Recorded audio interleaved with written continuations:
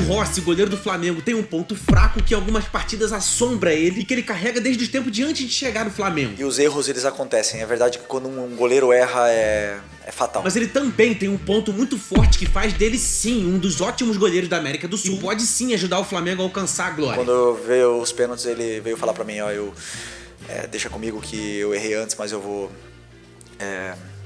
classificar a gente agora. Pois é, e quando o atleta transita entre um ponto e outro num intervalo muito curto de tempo, é o que a gente chama de céu e inferno, de infernal céu. Esse vai ser sim o ponto principal aqui desse vídeo. A gente não pode falar dos pontos fracos e fortes do Rossi sem pelo menos revisar nem que seja um aspecto coletivo do Flamengo nessa classificação. Vambora?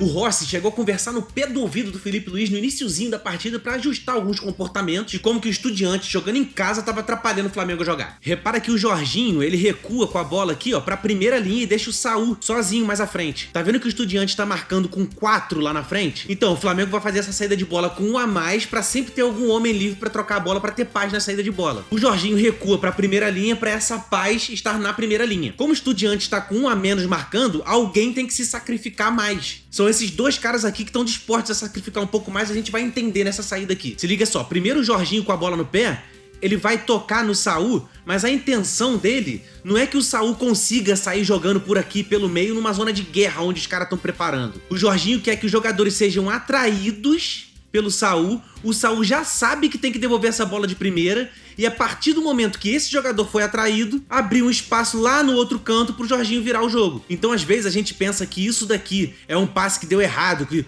tocou, não tem o que fazer e devolveu. Na verdade, o Jorginho já tá pensando em abrir lá pra esquerda desde agora, mas ele precisa fazer essa atração pra depois virar o jogo. O problema aqui foi que essa bola veio muito atrás, muito no pé do Alexandro.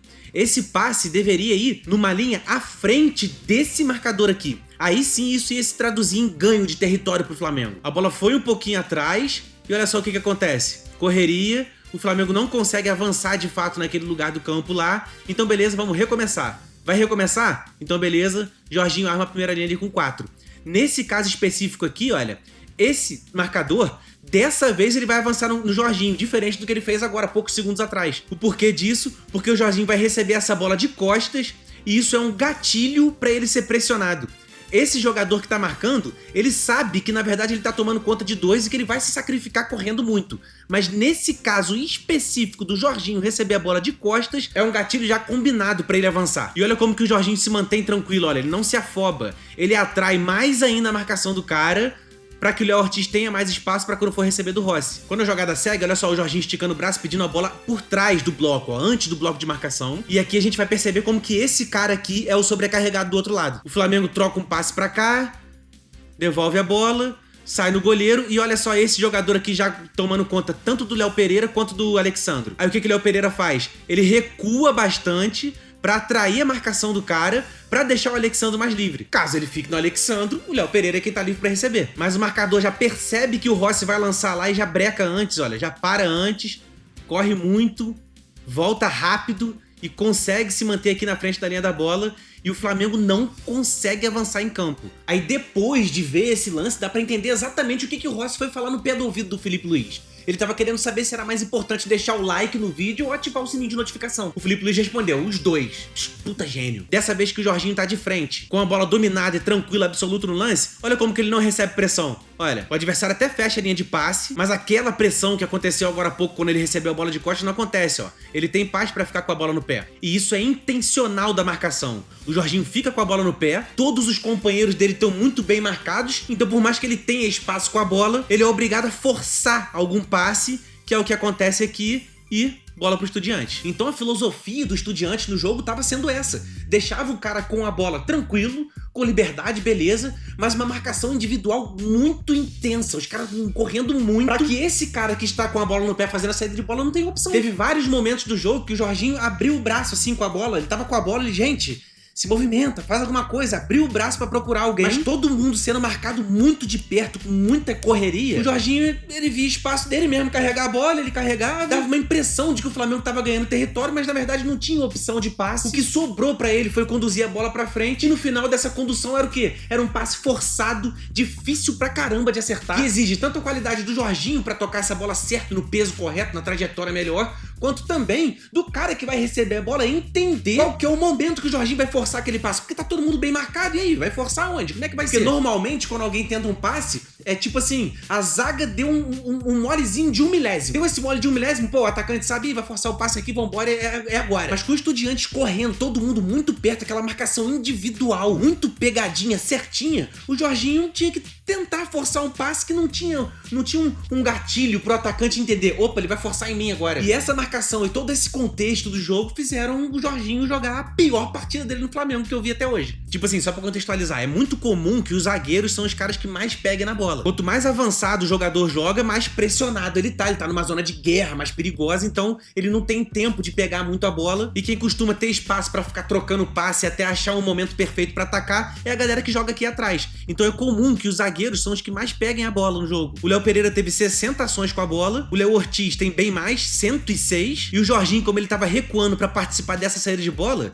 foi um dos caras que mais encostou nela. Olha só, 100 ações com a bola. Esse número aqui já é um indicativo de como que ele recuou e tentou participar da saída de bola, pegou muito nela. E assim, a doideira é que foi uma partida muito ruim de várias pessoas do Flamengo. Na coletiva, o Felipe Luiz, ele é sutil, é claro, ele tá falando dos comandados dele, é óbvio. Tudo que ele fala ali é um recado, alguma coisa, então ele fala que não estávamos muito fino hoje.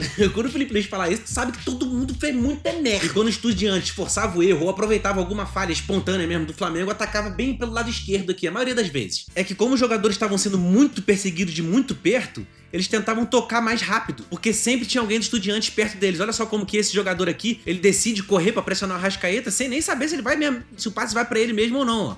Mas o Arrascaeta já pressionado vira e erra um passe simples, bobo. E depois desses erros, o ataque dos Estudiantes era sempre por aqui, cruzamento, aqui teve um erro de domínio aqui. Ou era um cruzamento, ou era um ataque ali no meio espaço. Aqui uma bola que sobra pro Lino, um erro inexplicável aqui, olha. Ele pegou a bola aqui e deu no pé do adversário, que não dá pra entender. E o Pedro, eu entendo o Pedro ser titular, ele seria muito titular do meu time. Pedro pra mim é um jogadoraço. Só que aqui fica clara a diferença entre ele e o Bruno Henrique quando tá em campo, algum outro atacante. Olha só como que a pressão dele não vem muito forte, não vem muito firme, é uma pressão meio frouxa. Não é muito ponto forte dele isso aqui. Pressão pós-perda não funciona, vem novamente ataque aqui pela esquerda, e dessa vez um cruzamento, não deu em nada. E quando esse erro era lá no último terço, que é uma coisa muito mais justificável, no último terço os passes são mais agudos, são mais arriscados mesmo, o Estudiantes não dava nem um milésimo de chance pro Flamengo conseguir fazer a pressão pós-perda dele. Já é uma bica de primeira pro Carrijo, pra ele fazer o jogo de costas e fazer o Estudiantes avançar. De novo,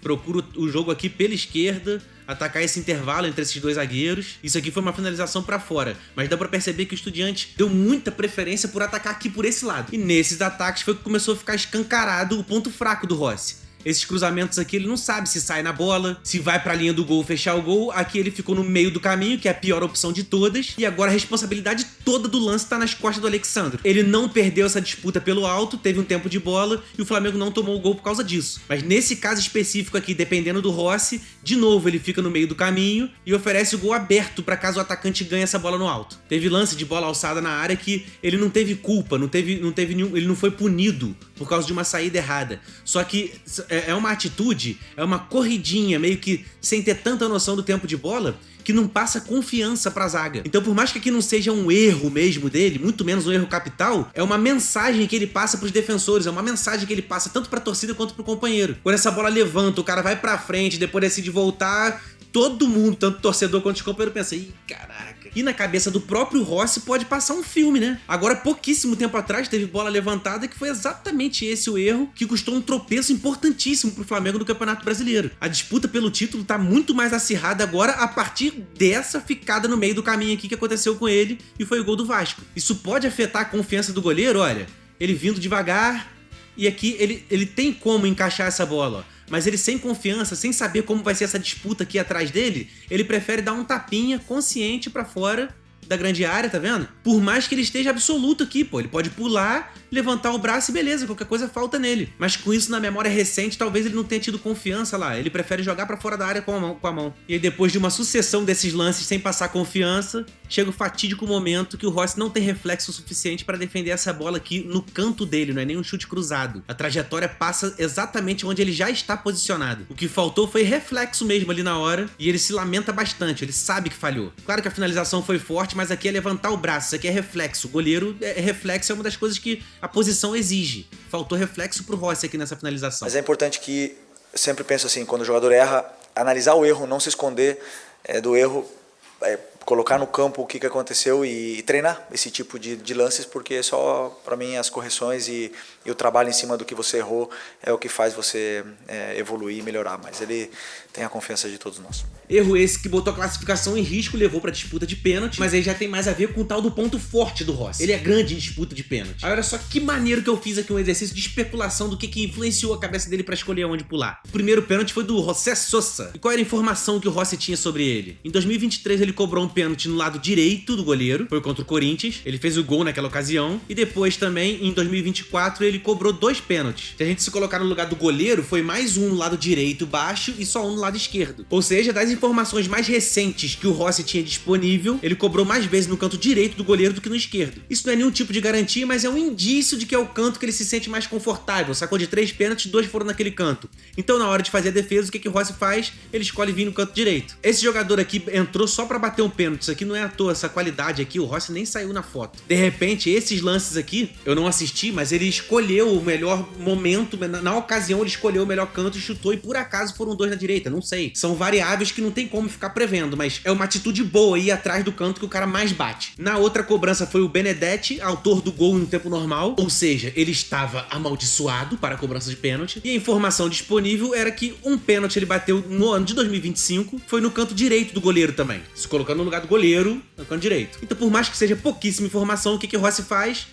Pula pro seu canto direito e ele bate, olha só, ele bate no mesmo lugar. Essa cobrança foi no dia 1/6 de 2025. E olha só no mês 9 como que ele bate no mesmo lugar e perde. Dessa vez o Rossi defendeu. Agora era o Cetré, o próximo adversário do Rossi, e o pênalti que ele tinha cobrado era 2 no canto direito do goleiro. Esse que tá mais amarelinho ali quer dizer que o goleiro defendeu a cobrança dele. E no Campeonato Argentino, em 2024, ele cobrou ali um pouquinho mais pra direita do goleiro também. Ou seja, uma tendência a bater no canto direito do goleiro. Então pra onde o Rossi pula? Pra direita. Dessa vez aqui foi... Eu até ri quando eu vi essa cobrança aqui. O cara bateu, eu falei, porra. E o último duelo nessa disputa de pênalti era o Ascacíbar. Em 2023 ele cobrou na trave contra o Corinthians, que foi no canto esquerdo do goleiro, alto. E isso é uma informação importante, que o quê? Ele perdeu de forma espontânea. Não foi o goleiro que foi lá e pegou a cobrança dele. O goleiro pode até ter errado o canto ali, ele bateu na trave. Na minha visão, isso é interessante, porque a memória que fica fixada no cérebro do cara é que ali ele perdeu mesmo sem o goleiro competir naquela parada ali. Querendo ou não, isso faz parte do nosso comportamento. A gente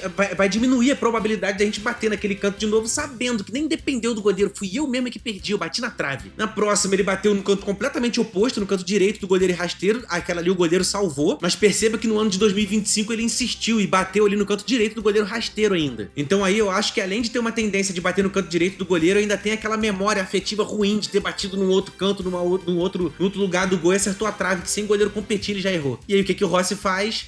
Cai pra direita e defende e garante a classificação pro Flamengo. Assim, é meio curioso falar que o Rossi foi o herói da classificação, né? Porque assim, eu acho que ele seria o herói mesmo, com H maiúsculo, se por acaso alguém faz alguma besteira e o gol que o Flamengo sofre no tempo regulamentar não é culpa dele. Ele mandou muito bem na disputa de pênalti, mas tipo assim, ele meio que se salvou, tá ligado? Ele tirou o Flamengo de um buraco que, cara, ele teve a principal responsabilidade do Flamengo estar ali com a classificação em risco. Mas de qualquer jeito, a última coisa que acontece é o que fica mais preso na nossa memória. Então beleza, vai, Rossi foi o herói da classificação.